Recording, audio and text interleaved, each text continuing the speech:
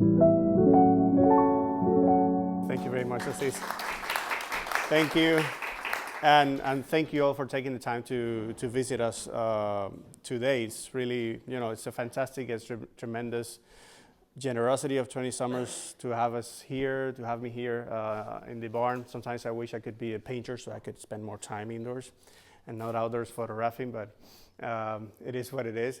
But it's such a fantastic location. And for the last 6 years, actually more, for the last 8 years, I've come 5 times to Provincetown.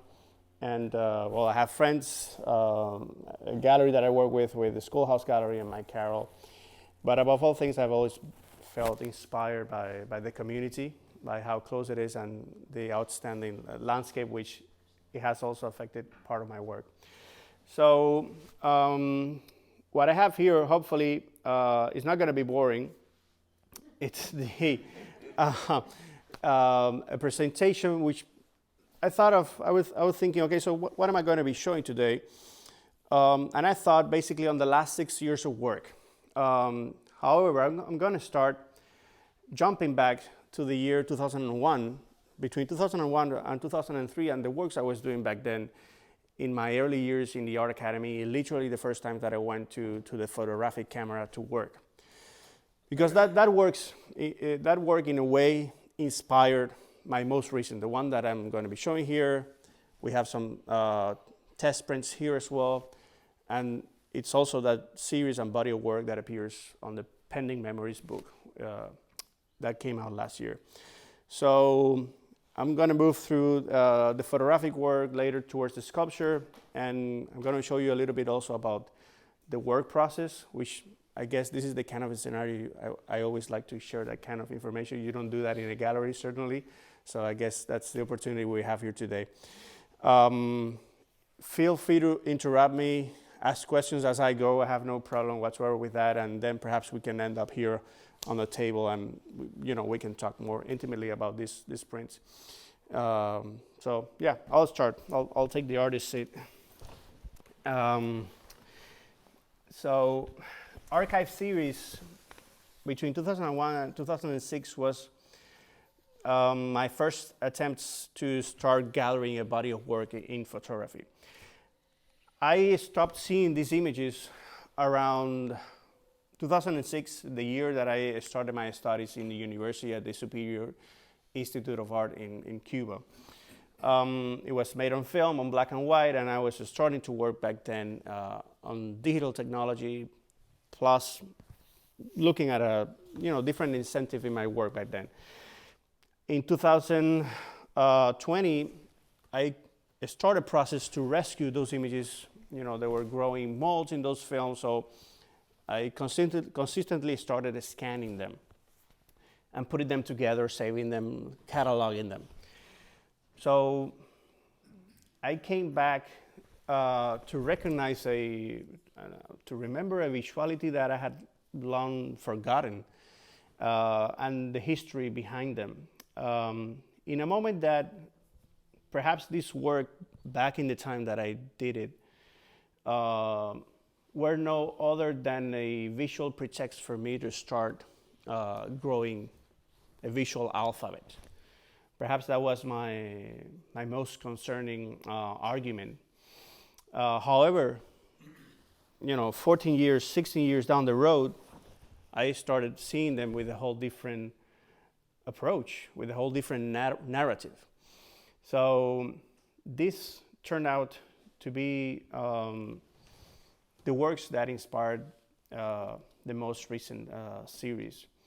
Perhaps one of the elements that for me was more consistent looking back at these early works was perhaps the attempt to find a certain visual abstraction from how things are usually perceived in reality, not taking it for granted, but rather scouting and going further with the lens to provide a certain visual abstraction from the general construction that I could have perceived at that moment.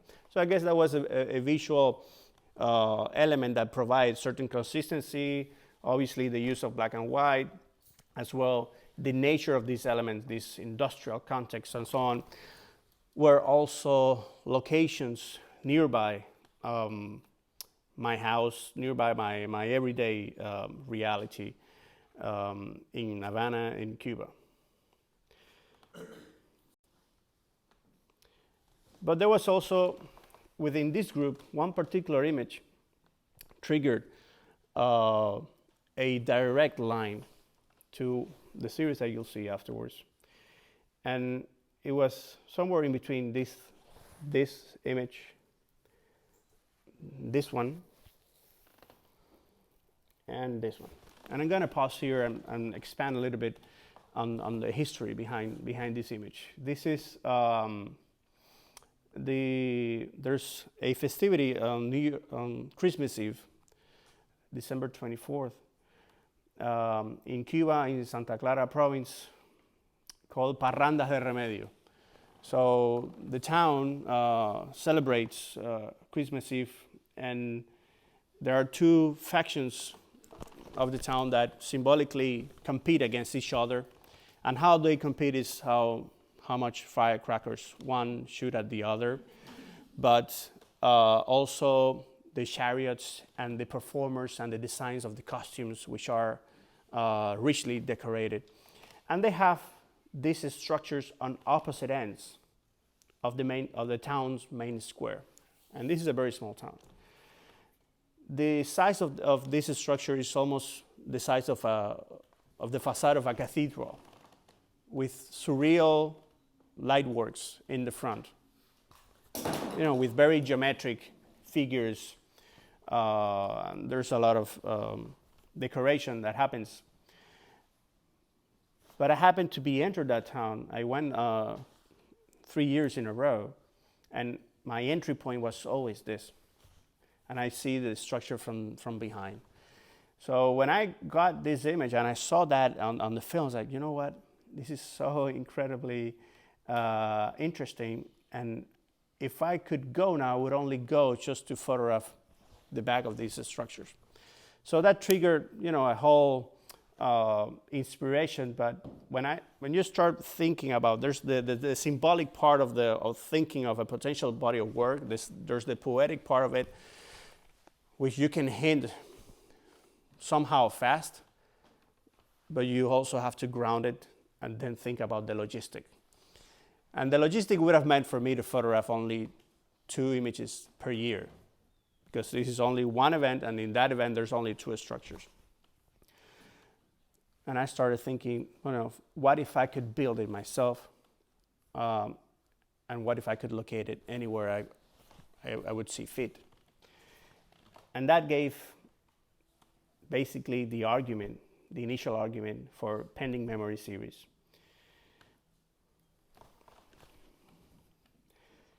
Now, this series collects a sequence of scenarios, both in the city, in the countryside, in places that we don't totally recognize, nor we can certainly pinpoint an exact location. There's a certain ambiguity to most of these images, and that was an argument that I made my mind very early within this body of work. Other than the first images, perhaps this is an example that locals would be able to recognize that space. The ones that I developed further down the road, they tend towards being a more open space.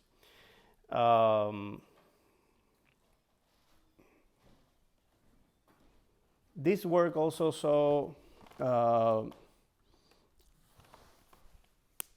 perhaps an extension of, it is created thinking of the photography, of their photographic media in an extensive way, because this is, at the end of the day, this is the result of actual documentary photography and computer-generated content. So the main structure that we are seeing here, the source are drawings that I create initially. So from that drawing on, I collaborate with a team that that has an architect, an engineer, and a graphic designer.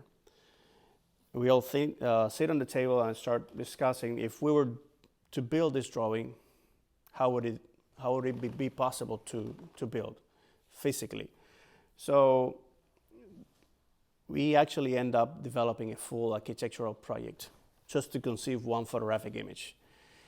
And it would seem absurd to do so, or at least to address the creation of a photographic image in that manner, but every attention to the details, and that's why I have these closer shots here, adds credibility.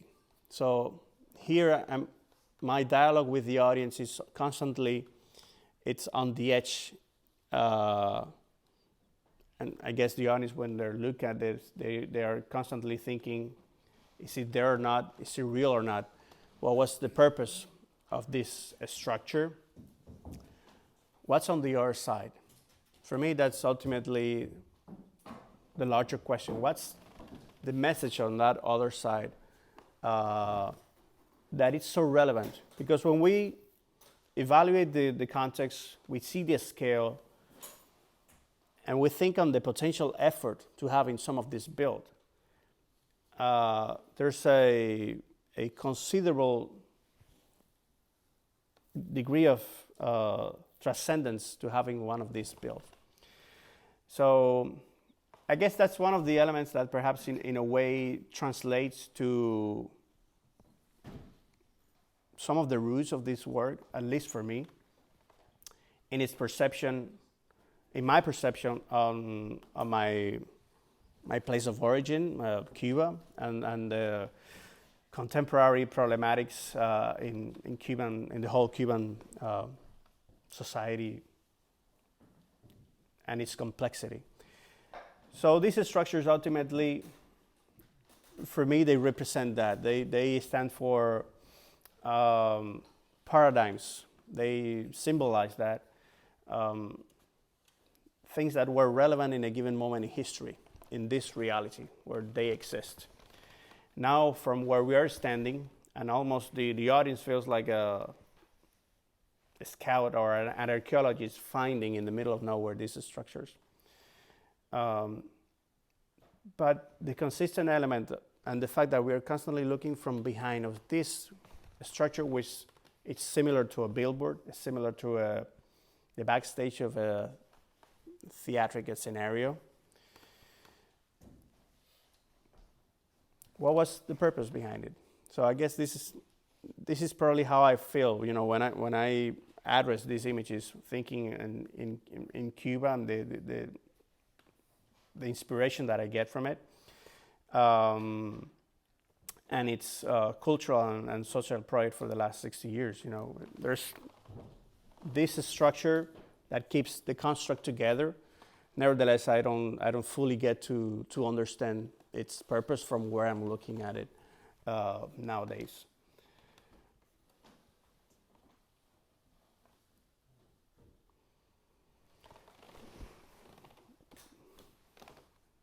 The first works, each image takes about a month or so to produce in every stage of the way. When I go out, I start scouting for locations. When I develop the drawings and that initial conversation with the architect and the engineer that makes all the logistic and the technical dialogue possible. That adds credibility when we are looking at this. And today we're looking at it from a screen and then some of the smaller sizes printed, but I work on larger formats which give you that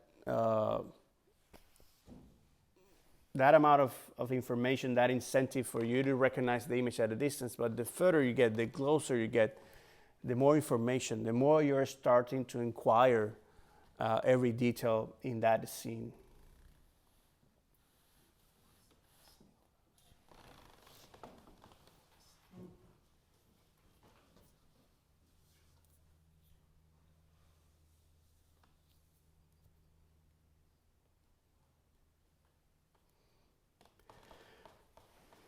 Parallel to this work, I was also going back to the sculpture, which ironically enough was my official studies profile back in university. However, I always did photography. But given the nature of the whole creation process of this project of photographs, the fact that I had plenty of time in between, I started developing this series called Monument to the Incomplete Man in 2018 on carbon steel. These are about, in inches, I don't know in inches, but it's about around 1.50 meters. So it's like kneading a steel. You start creating the structure part by part with the whole welding process. And here, there's a very strong influence of early 20th century avant-garde Russian constructivism, probably Italian futurism as well. But I was very conscious of that influence in my work. But I was constantly thinking on the references to those influences that I had now in 21st century Cuba. So there was naturally a whole different context to have around the body of work. So, and then attempting to recreate the paradigms behind some of the art movement and the relation to the social movement in history that they were related to. These structures keep a resemblance to the human body. There's torso, legs, arms, but in the middle of it, they're constantly shifting. It's incomplete. It's not a full construct. You can see the interior structure. You can see the surface of it, but it's basically unfinished. And perhaps in a way, that's where the name comes from, Monument to the Incomplete Man, but also towards the ideals, towards the ideals that drove certain part of Cuba's history, with the whole social project and the construction of the new man. The new man is today, it's unfinished, it's rusting, and it's basically incomplete. So perhaps the initial dialogue of these sculptures, it's there, but it expands. We end up having a richly elaborated piece that with very changing angles as you move around it, which can offer a variety of readings behind it. All of this was my coming back to the sculpture. I envisioned these four projects initially, opening up later a space to larger intervention in public areas, which continue the same conversation. This is an example. Number 5 from the Monument to the Incomplete Man was my participation in the Havana Biennial. So it was interesting to trying to recreate this shape now at the scale of a monument, and see how interacted in a public space, how people relate to it as well. These were right there to the seaside promenade. So the original intention was over a longer exposure of time, the salt, the water would radically affect this structure and potentially lead up to its collapse. That didn't happen. That was the poetry behind the work because of the extension of the biennial that actually never got to happen. But it was part of the idea.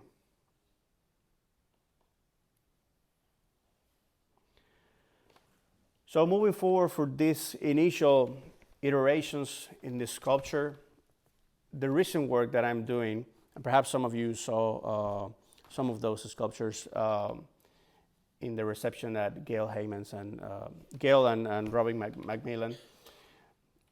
This is the new body of work, a sketch for a monument. And I've developed a series of 7 of them, which now are immediately related to my new photographic work, which I brought some examples as well. Here, these are smaller scale pieces, but constantly thinking on images that are larger than life in terms of scale. There's a strong influence from architecture in general. I think I have that even from a family point of view. My parents are both architects, and the relation with the media has been a second nature in my formation as an artist. Here, there's a language that is abstract. It doesn't have a context for where to compare it directly. But we do get to start reading from an aesthetic point of view, from a visual point of view, how it hints to things that perhaps nowadays are part of a common visual history. In this case, I'm constantly affected by the imagery of Eastern Socialist countries, their architecture, their monumental works as well. Some of that influenced this work. In a way, all of that influence coming together so that I can create the idea of a potential monument myself. And now you'll see then how this translates then to the new photograph in part of the work process, how I do it.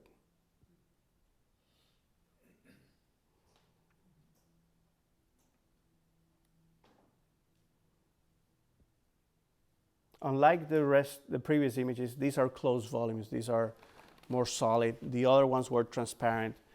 And that aspect has led me to think on the casting molds used when you cast a solid piece of steel or bronze or concrete.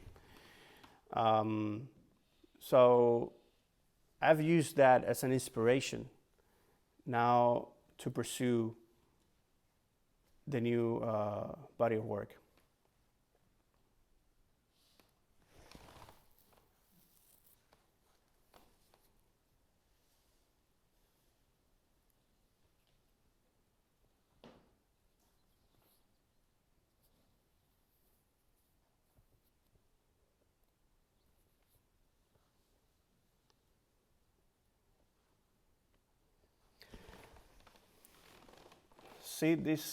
Keep this image in your mind right now, and I'm gonna go here.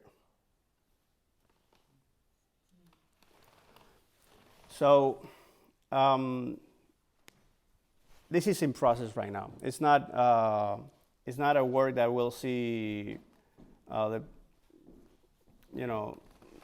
public viewing in a larger context probably within a year or so. This is a working title, Epitaph. And obviously it's a grown inspiration from the Pending Memory series. Now with a different idea perhaps in the core of the work. As I was mentioning before, now I'm constantly thinking on these massive casting mold shapes, as used in architecture, as used in engineering, to pour concrete.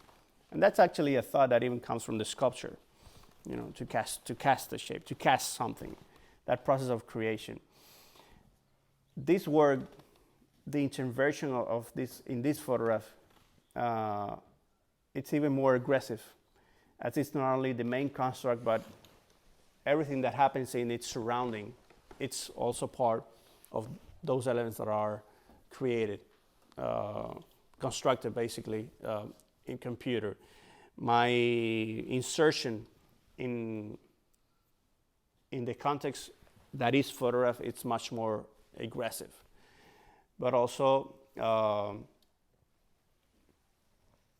the effects that makes this work look as realistic as possible.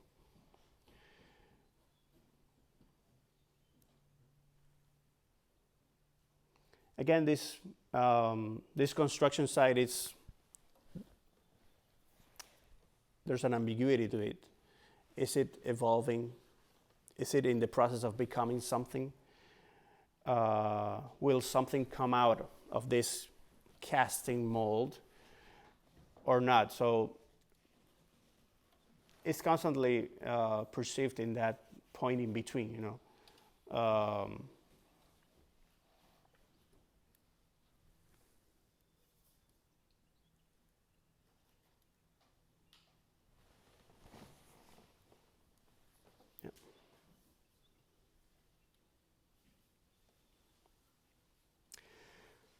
So this part I usually don't show, but I like to bring the audience closer to the work process at the end of the day.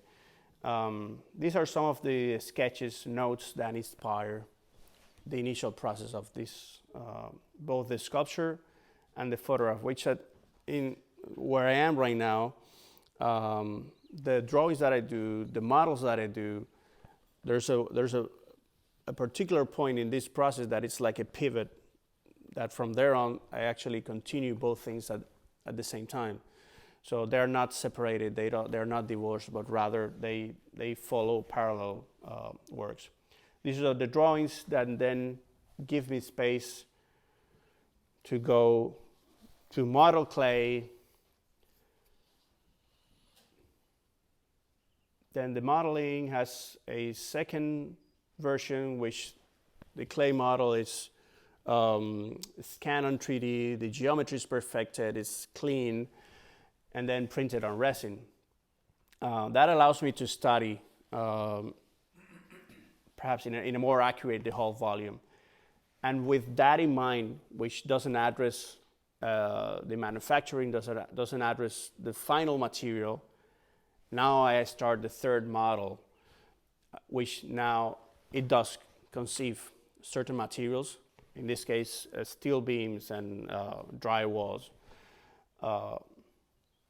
and that's the one that then I start to work with. So all of this work makes me, perhaps leads me to a place to be more sure about the whole final production, but it's tiresome, takes time. It allows me to study the whole production in a much thoughtful manner before I actually land here, which it's much more time consuming. This is the actual manufacturing process. I had to include one of these shots for you to see the artist getting its hand dirty, so this is where some of the production in the Monument to the Incomplete Man, the larger.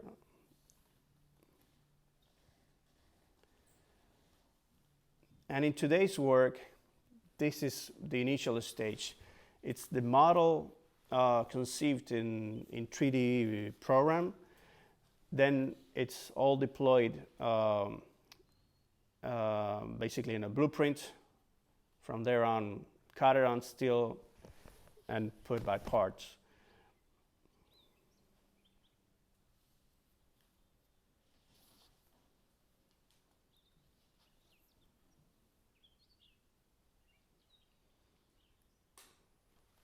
This is the initial models that I create. And then you can see the evaluation about the scale considering.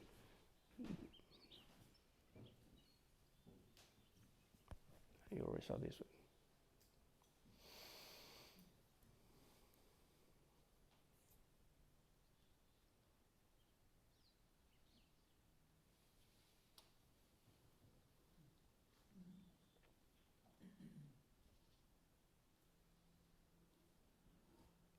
And some of the drawings leading up to the Pending Memory series.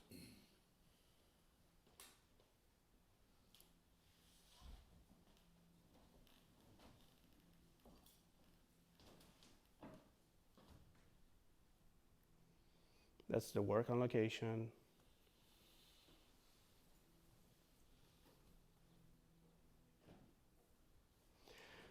This is the when all this structure is assessed in the engineering program. And there's a constant back and forth about this consideration because it has to work physically. The program needs to read it as such. But at the end of the day, I also need to have a visual result.